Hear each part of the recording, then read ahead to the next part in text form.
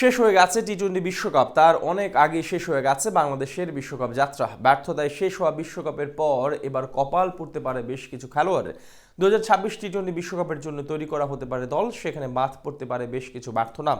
সেই তালিকায় থাকতে পারেন সাকিব আল হাসান, রিয়াদের মতো বড় বড় নামও। বাংলাদেশের পরবর্তী পরিস্থিতি নিয়ে বিস্তারিত থাকছে রিপোর্টে। বিশ্বকাপে বাংলাদেশ দলের পারফরমেন্স নিয়ে খুশি আছে ম্যানেজমেন্ট। সবার চাওয়া ছিল সুপার এইটে যাওয়া, সেটা সম্পন্ন করতে পেরেছিল বাংলাদেশ দল। তাতে খুশি আছেন কোচ, খুশি হয়েছেন ক্যাপ্টেন, খুশি আছে ম্যানেজমেন্টও। তবে টাইগারদের এই অর্জনে কি খুশি আছে বাংলাদেশের সমর্থকরা? বাংলাদেশ দলের অন্তত আর খুশি থাকার কথা নয়।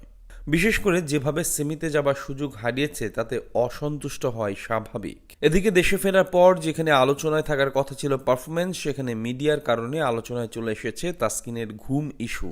এমনভাবে তার পেছনে লেগেছিল কেউ কেউ যেন সেদিন তাসকিন আর একটু কম ঘুমালে আজ ভারতের জায়গায় বিশ্বকাপ থাকতো বাংলাদেশের কাছে। দিন শেষে যা কিছুই ঘটেছে, এবার বাংলাদেশকে ঘুরে দাঁড়াতে হবে।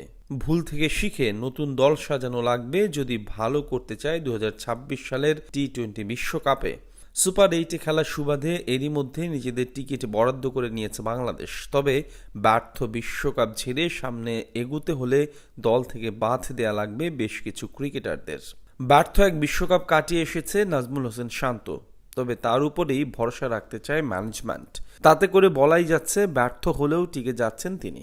জিম্বাবুয়ে সিরিজে ভালো করলেও বিশ্বকাপে ব্যর্থ থাকা তামিম হয়তো টিকে যাবেন বয়সের কারণেই। তিনি যে বাংলাদেশের ওপেনিং ভবিষ্যৎ, তবে তাকে সরিয়ে যদি নতুন কাউকে সুযোগ দেয় অবাক হবার কিছুই থাকবে না। এদিকে আফগানদের বিপক্ষে শেষ ম্যাচে ভালো ব্যাটিং করে হয়তো নিজেকে নিরাপদ করেছেন লিটন দাস। তবে ব্যর্থ বিশ্বকাপে নিজেকে হয়তো আর নিরাপদ করতে পারেননি জাকের আলী অনিক। দল থেকে বাদ পড়া খেলোয়াড়দের তালিকায় প্রথম দিকেই থাকবেন তিনি।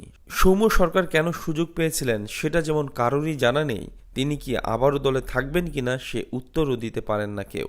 তবে বিশ্বকাপে ব্যাটে বলে ব্যর্থ হওয়া সৌম্যর বাদ পড়ার সম্ভাবনাই এখন সবচেয়ে বেশি। এদিকে 38 বছর বয়সী রিয়াদের পারফরমেন্স নিয়েও উঠেছে প্রশ্ন। আফগানদের বিপক্ষে তার ব্যাটিং ছিল হতাশার, যেন জয় পেলেই চলে, সেমিতে যাওয়ার নেই কোনো আগ্রহ। সেভাবে আক্রমণ করতেই চাননি সাইলেন্ট কিলার।